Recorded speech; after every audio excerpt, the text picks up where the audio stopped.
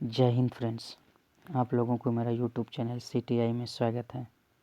आज मैं ज्योग्राफी यानी भूगोल वाले भाग सौरमंडल के बारे में बात करने वाला हूँ, यानी सोलर सिस्टम। सोलर सिस्टम की यदि बात करें तो सोलर सिस्टम का जिसको हम लोग मुखिया बोलते हैं वो सूर्य होते हैं। कौन होते हैं? सूर्य। और सूर्य के चारों ओर चक्कर अन्य ग्रह लगाते हैं और अन्य ग्रह हुए, उसके बाद बौना ग्रह हुए, क्षुद्र ग्रह हुए, उल्का हुए, धूमकेतु हुए। अन्य ग्रह में यदि बात करें तो ग्रह 8 हैं। ग्रह कितने हैं? 8 हैं। पहले 9 होता था, लेकिन 24 अगस्त 2006 को जो चेक गणराज्य प्राग में एक सम्मेलन हुआ और उसके बाद ग्रह कितना हो गया? 8 हो गया। तो चलिए बात करते हैं, सारे एक एक करके बात करने का प्रयास करेंगे।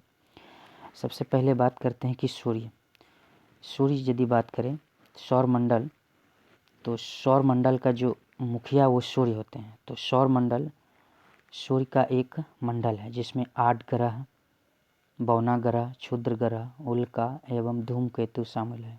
सूर्य के गुरुत्वाकर्षण के प्रभाव के अंतर्गत आते हैं, यानी कि सूर्य के जो गुरुत्वाकर्षण के प्रभाव के कारण ही क्या करते हैं, ये सारे के सारे चीज़ जो हम अभी बोले हैं कि जैसे ग्रह है, बौना ग्रह है, क्षुद्र ग्रह, वो सूर्य के गुरुत्वाकर्षण के प्रभाव के कारण यानी प्रभाव के अंतर्गत आते हैं। चलिए इसका उद्गम देख लेते हैं कि ब्रह्मांड का उद्गम के बारे में वैज्ञानिक का क्या दावा किया है। वैज्ञानिक जो है ना, ब्रह्मांड एवं सौरमंडल के विकास में 3 से 4 प्रमुख सिद्धांत है, जिसमें सबसे मेन प्रमुख सिद्धांत जो है ना बिग बैंग थ्योरी है, जिसको जॉर्ज लेवेंथियर ने दिया था। कौन दिया था? जॉर्ज लेवेंथियर। इसकी यदि बात करें तो इस सिद्धांत के अनुसार ब्रह्मांड का विकास जो है ना एक सूक्ष्म विलक्षणता से हुआ और फिर ये आगे कहता कि 8 मिलियन वर्षों तक विस्तृत होता है और ये आगे भी विस्तृत हो रहा है, अभी भी विस्तृत हो रहा है। लेकिन जॉर्ज लेवेंथियर की बात करें तो लगभग 13.8 मिलियन वर्ष पहले क्या किया है, बिग बैंग थ्योरी के हिसाब से ब्रह्मांड की उत्पत्ति हुई है। चलिए आगे देखते हैं कि जो ब्रह्मांड में कितने आकाशगंगा है। आकाशगंगा की बात करें तो कई अरब आकाशगंगाएं हैं और सौरमंडल है, तारे हैं, इत्यादि हैं। लेकिन यदि हम अपने सौरमंडल की बात करें, जिस सौरमंडल में हम लोग रहते हैं, हमारा सौरमंडल जो है एक सर्पिलाकार है, यानी कि सर्पिलाकार के हैं आकाश, जिसे हम लोग क्या बोलते हैं? मिल्की वे बोलते हैं। क्या बोलते हैं? मिल्की वे। और हमारी सबसे निकटतम आकाशगंगा जो है, यानी कि मिल्की वे के सबसे निकटतम जो आकाशगंगा है वो है एंड्रोमेडा। क्या है? एंड्रोमेडा। चलिए नेक्स्ट देखते हैं। कहता है कि सामान्यतः प्रत्येक आकाशगंगा के केंद्र में जो है ना एक ब्लैक होल होता है। सामान्यतः यह बात देखा गया है कि प्रत्येक आकाशगंगा के केंद्र में क्या होते हैं? एक ब्लैक होल होता है। मिल्की वे के केंद्र में जो है ना जो ब्लैक होल है उसका नाम है सैजिटेरियस ए। सैजिटेरियस यानी कि जो मिल्की वे में हम लोग रहते हैं, जो आकाशगंगा में हम लोग रहते हैं, उस आकाशगंगा का नाम क्या है? मिल्की वे। और मिल्की वे के बीच में यानी केंद्र में जो ब्लैक होल है, उस ब्लैक होल का नाम क्या है? Sagittarius A. ध्यान में रखिएगा, सैजिटेरियस ए। यानी मिल्की वे के केंद्र में जो ब्लैक होल है, उस ब्लैक होल के नाम है सैजिटेरियस ए। चलिए अब बात करते हैं सौरमंडल। सौरमंडल में तो बात कर लिए थे कि ग्रह कितने हैं? ग्रह 8 हैं और कई अन्य खगोल पिंडीय अंडाकार कक्षाओं से सूर्य के चारों ओर चक्कर लगाते हैं। सूर्य के चारों ओर चक्कर लगाते हैं। प्लूटो की यदि बात करें तो प्लूटो को हम लोग डार्क प्लैनेट कहते हैं, यानी बौने ग्रह, जो 2006 में यानी कि 24 अगस्त 2006 में कहाँ हुआ था? चेक गणराज्य के प्राग में सम्मेलन हुआ था, जिसमें से क्या किया था कि प्लूटो को ग्रह के श्रेणी से अलग कर दिया। अब ग्रह के श्रेणी से अलग क्यों किया, आगे पढ़ेंगे। चलिए देखते हैं। सबसे पहले यदि बात करें कि सूर्य जो है ना सौरमंडल का ऊर्जा का स्रोत है, यानी कि जो सौरमंडल जो ऊर्जा हम लोग को मिल रहा है, वो ऊर्जा का यदि स्रोत कहाँ से है तो वो सूर्य है। सूर्य ही एकमात्र है जो पूरे जो हम लोग जिस ब्रह्मांड में रहते हैं, यानी जिस आकाशगंगा में रहते हैं, उस आकाशगंगा का जो ऊर्जा का स्रोत है वो क्या है? सूर्य है। यह सौर मंडल में ऊर्जा का एकमात्र स्रोत है। बुध जो है, बुध ग्रह सूर्य के सबसे निकटतम है। बुध ग्रह जो है सूर्य के सबसे निकट वाले ग्रह है, जबकि वरुण जो है सूर्य के सबसे दूर वाले ग्रह हैं, सबके सबसे दूर वाले ग्रह हैं। अब आगे देखते हैं। कहता मंगल और बृहस्पति के बीच में क्षुद्र ग्रह होते हैं। मंगल और बृहस्पति के बीच में, जिसको एस्टेरॉयड बेल्ट कहते हैं। पट्टी के अंदर के ग्रह बाहर वाले ग्रह के आकार एवं रचना इत्यादि के संदर्भ में स्पष्ट रूप से भिन्न है। यानी कि कहने का मतलब ये हुआ कि यहाँ पर जो है एक मंगल और ये जो यहाँ पर सूर्य है, फिर बुध है, अभी हम दिखाएंगे चित्र में। और उसके बीच में जो है ना, इधर 4 ग्रह, इधर 4, जिसको आंतरिक ग्रह कहते हैं और इसको बाह्य ग्रह कहते हैं। वो यही बीच में जो है ना क्षुद्र ग्रह पट्टी होती है, जिसमें उसका आकार, द्रव्यमान और रचना दोनों के क्या होते हैं, भिन्न भिन्न होते हैं। चलिए आगे देखते हैं। कहता है कि पट्टी के अंतर्गत अंदर वाले ग्रह को स्थलीय ग्रह यानी कि टेरेस्ट्राइल प्लेनेट कहते हैं। और जो ग्रह बुध है, शुक्र है, पृथ्वी है और मंगल है।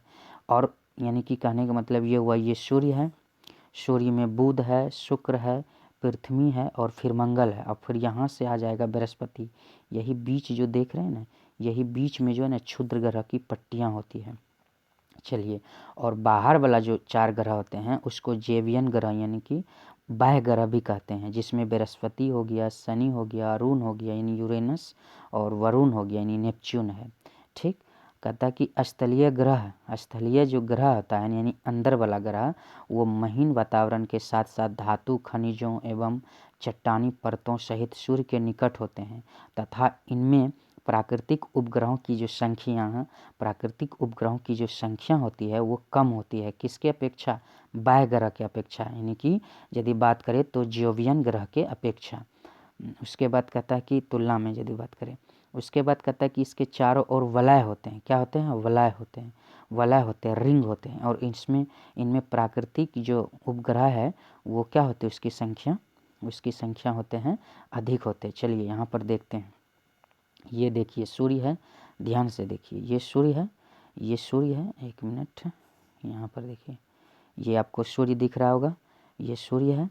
और यहाँ पर मरकरी है, यहाँ वेनस है, अर्थ है, मार्स है। ये 4 एक हो गया, जिसको हम लोग क्या बोलते हैं, अंतःग्रह। और ये हुआ जुपिटर हो गया, सैटर्न हो गया, उसके यूरेनस और नेपच्यून, ये 4 ग्रह जिसको हम लोग बोलते हैं बाह्य ग्रह।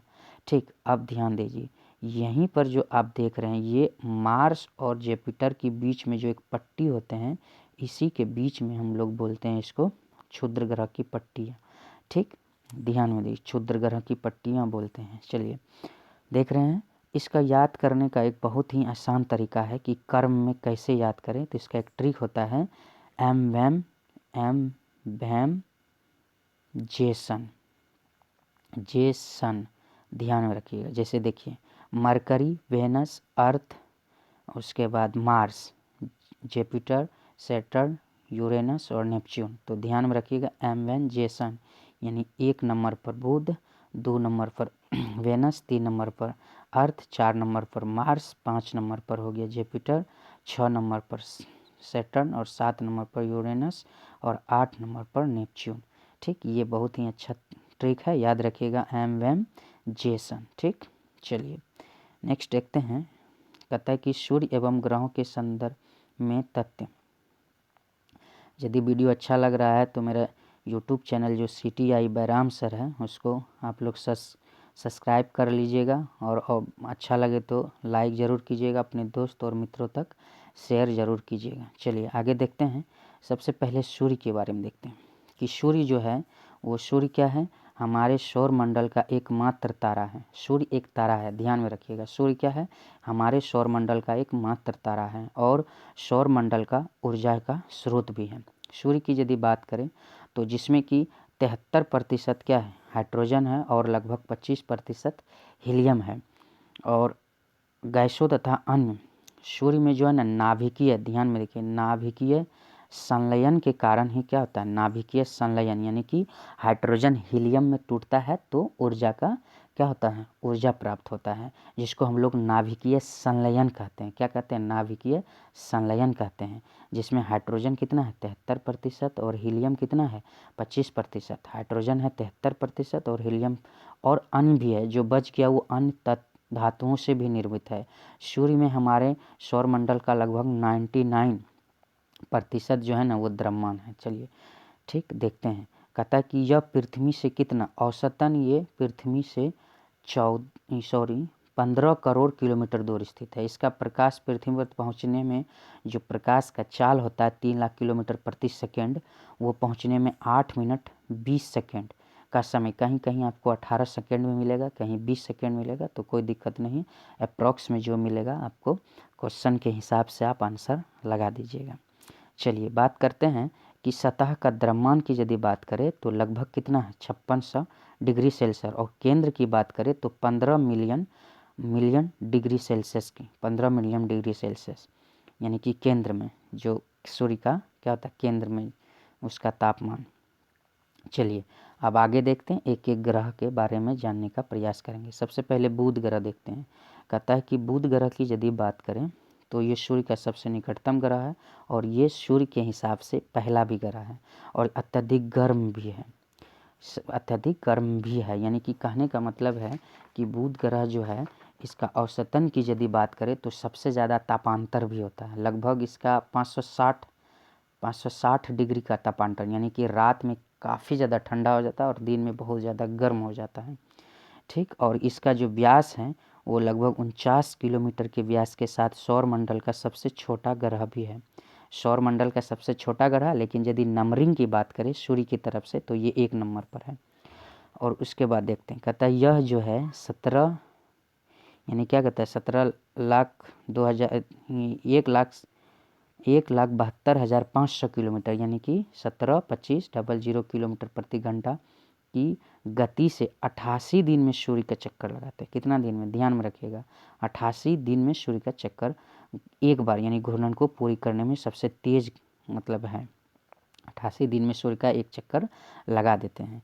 उसके बाद आगे देखते हैं, कहता कि इस ग्रह पर जल, nitrogen, hydrogen, oxygen, carbon dioxide जैसी गैस उपस्थित नहीं है। ये सब जो जितने भी गैस हैं ये सब नहीं है। किस में नहीं है, बुध ग्रह पे, ध्यान में रखिएगा।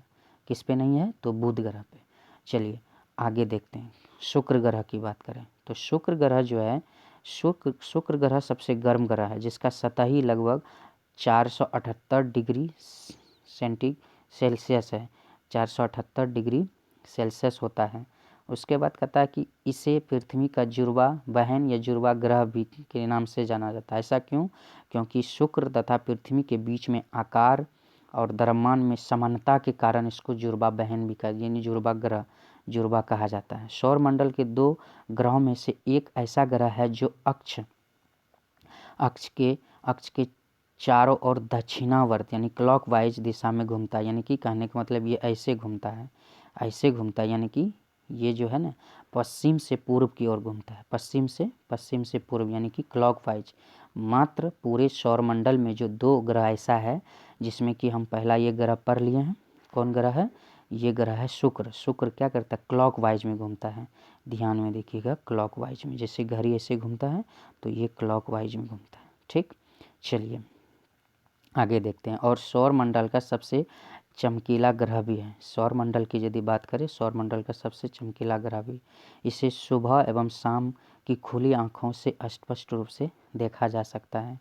इसीलिए इसे क्या कहते हैं, सांझ का तारा यानी इवनिंग स्टार, और भोर का तारा मॉर्निंग स्टार भी कहा जाता है। किसको, तो ये क्या बोलते हैं, शुक्र को। चलिए नेक्स्ट देखते हैं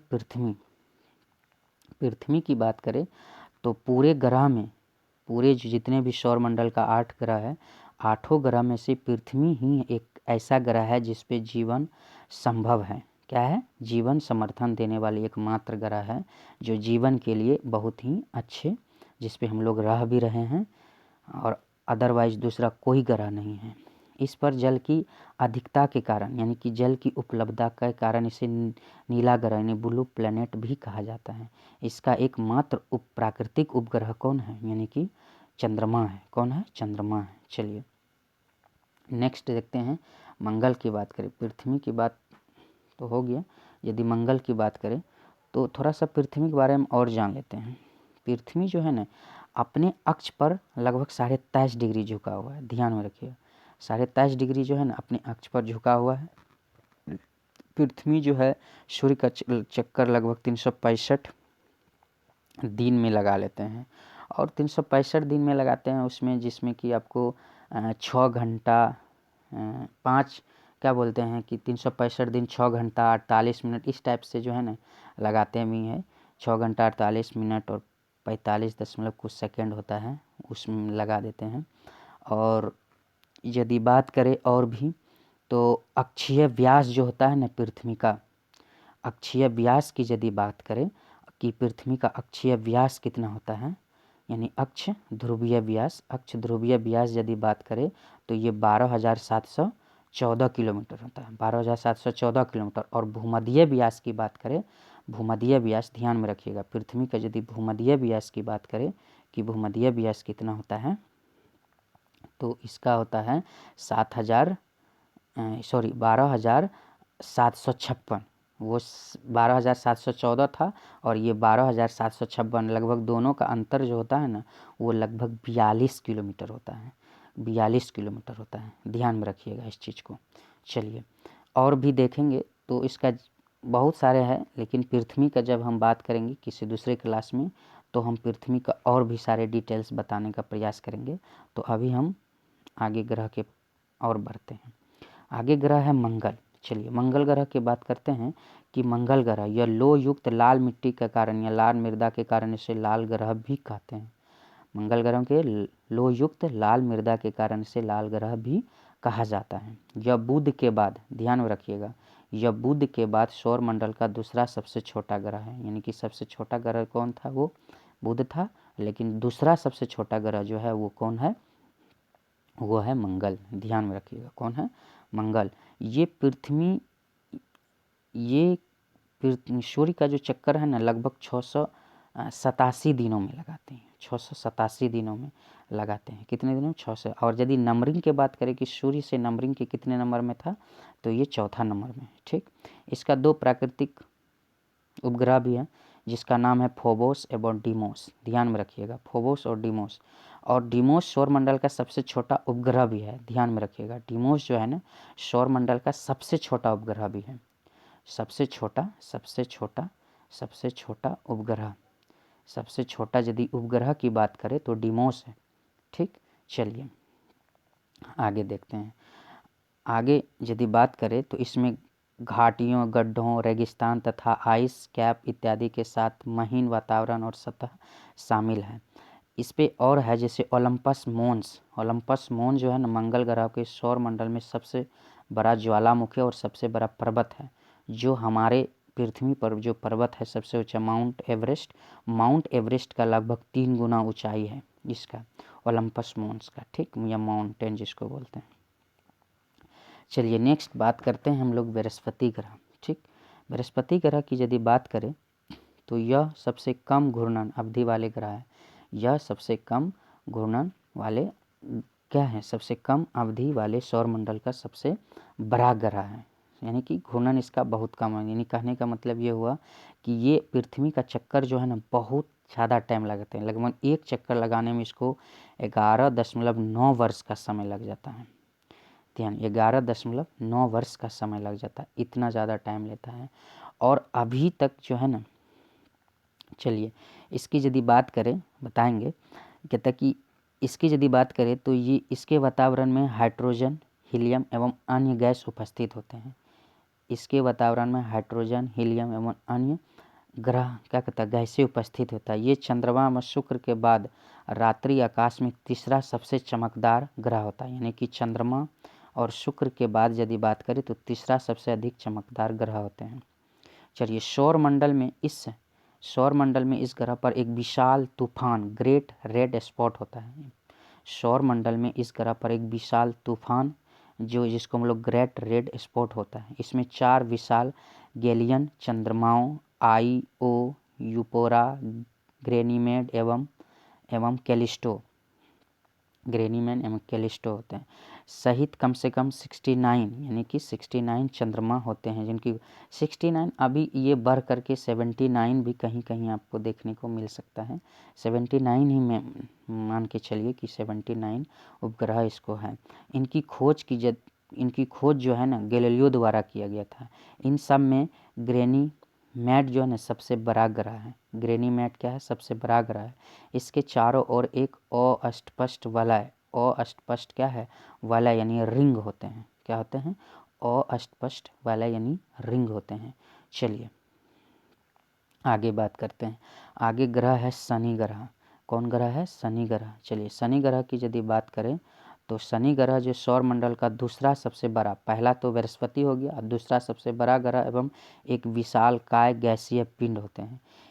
इसके चारों ओर चमकदार एवं संकेंद्रीय वलय होते हैं जो छोटी चट्टानों एवं बर्फ के टुकड़े के बने होते हैं। छोटी चट्टानों और बर्फ के टुकड़े के होते हैं। और शनि ग्रह जो है जल पर तैर सकता है। क्यों तैर सकता है? इसलिए तैर सकता है क्योंकि इसका जो घनत्व जल से कम होता है। यानी कि शनि ग्रह को यदि जल में रख दिया जाए तो वो जल पर तैरने लगेंगे। क्यों तैरने लगेंगे? क्योंकि इसका जो घनत्व है वो जल से कम होता है। ठीक, ध्यान में रखिएगा। कभी कभी पूछ देता कि जल पर तैरने वाला ग्रह का नाम बताएं, तो इसका सही आंसर क्या हो जाएगा? शनि ग्रह। चलिए नेक्स्ट देखते हैं। नेक्स्ट की बात करते हैं। इसके निम्नतम यानी कि 62 यानी कि क्या था? 62 चंद्रमा है तथा इनमें सबसे बड़ा टाइटन है। यदि सबसे संख्या की यदि बात करें तो अभी तक इसको जो है ना 62 की जगह अब 82 हो गया है। कितना हो गया है? 82 खोज कर चुका है। कितना खोज कर चुका है? 82। चलिए आगे तो, लेकिन यदि सबसे बड़ा ग्रह की यदि बात करें तो वो टाइटन है। ध्यान में रखिएगा, टाइटन ग्रह जो है ना शनि का सबसे बड़ा उपग्रह है। सॉरी उपग्रह की बात करें, ग्रह नहीं उपग्रह की बात। शनि तो खुद एक ग्रह है, इसका उपग्रह की बात करें तो सबसे बड़ा उपग्रह कौन सा है? टाइटन है। चलिए आगे बात करते हैं। अरुण ग्रह, अरुण यानी यूरेनस, 7वां ग्रह। यूरेनस इसका सौर मंडल में तीसरी सबसे बड़ी ग्रह त्रिज्या एवं चौथा सबसे बड़ा द्रव्यमान है। यह हरे रंग का होता है। हरे रंग का ग्रह कौन है? हरे रंग का ग्रह कौन है? अरुण ग्रह। चलिए इसकी खोज जो है ना विलियम हर्शेल किया था। कौन किया था? William Herschel. विलियम हर्शेल किया था। विलियम हर्शेल इसकी खोज किया था और ये 1781 ईस्वी में किया था। चलिए बात करते हैं। इसे विशाल हिमखंड यानी आइस एंड के नाम से भी जाना जाता है। अरुण ग्रह यूरेनस का वातावरण प्राथमिक रूप से हाइड्रोजन एवं हीलियम से मिलकर बना है, किंतु इसमें अधिक जल, अमोनिया इत्यादि भी है। सौर मंडल में कहता कि सौर मंडल में इस ग्रह का वातावरण जो है ना सबसे ठंडा यानी कि शीतल है। चलिए यह शुक्र ये वेनस के समान ही किंतु अन्य ग्रहों के विपरीत। अन्य ग्रहों पूरब से पश्चिम चलता है, पूरब से पश्चिम चलता है, लेकिन ये पश्चिम से पूरब यानी ये क्लॉकवाइज चलता है। ध्यान में रखिएगा। एक कौन था? एक शुक्र था और एक अरुण था। ध्यान में रखिए, एक शुक्र और एक अरुण यानी कि यूरेनस। यही दो ग्रह है जो कि अन्य ग्रहों के विपरीत, यानी हम लोग के जो सूर्य जो है, सूर्य पूरब में उगता है, लेकिन इस ग्रह पे जो सूर्य जो है वो पश्चिम में उगता होगा, ये उगता है। समझ में आ गया? चलिए नेक्स्ट बढ़ते हैं। कहता है कि ये ग्रह जो है ना, देख लीजिए यहाँ पर, ये ग्रह जो है ना वीनस शुक्र के ही समान किंतु अन्य ग्रहों के विपरीत अपने अक्ष पर दक्षिणावर्त यानी कि क्लॉकवाइज करता है, घूर्णन करता है। इसके न्यूनतम 25 क्या कहता है? चंद्रमा है यानी कि उपग्रह है। लोकप्रिय चंद्रमा यानी कि उपग्रह मिरांडा, एरियल, अम्ब्रविल इत्यादि है। चलिए नेक्स्ट वरुण ग्रह, नेपच्यून की बात करते हैं। वरुण की यदि बात करें तो यह जो है ना सूर्य से अधिकतम दूरी पर स्थित है। सूर्य से क्या है? अधिकतम दूरी पर स्थित है। इसे भी विशाल हिमखंड कहते हैं। इसका वातावरण में प्राथमिक रूप से हाइड्रोजन एवं हीलियम का संयोजन होता है। मीथेन के कारण जो है इसका रंग हल्का नीला होता है। हल्का क्या होता है? नीला होता है। यह सौर मंडल में चौथा सबसे बड़ा क्या है?